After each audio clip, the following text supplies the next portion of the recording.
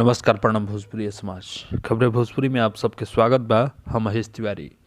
इंतजार खत्म भइल पावर स्टार पवन सिंह जी के होली के धमाका स्टार्ट हो गई। आज वाइट वाइट लहंगा एल्बम के आज टीजर रिलीज बा। टीजर देखला के बाद एकदम मन आनंदित हो जाता, मन एकदम खुश हो जाता। काहे कि पावर स्टार पवन सिंह जी के जब एंट्री होला न तो एकदम दमदार होला, एकदम बवाल होला, एकदम गर्दाफार होला।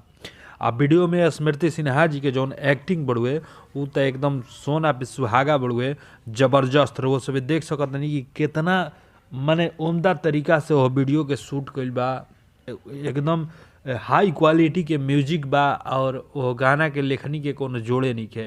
अभी तो बस एगो झलक बड़ुए वो गाना के। एक बाद जब वो गाना रिलीज हुई तो एकदम बवाल बवाल हुई। ई पूरा भोजपुरी समाज के उम्मीद बा। तो रउआ लोग जे भी अभी तक ले टीजर नहीं देख ले तो शुभ लाभ फिल्म के यूट्यूब चैनल पर रुआ जाई, वो गाना के टीजर के रुआ देखी और अपन प्यार दी, आनंद उठाई। मिलल अगला वीडियो में, तब तक खाती जय माँ विंध्यवासिनी।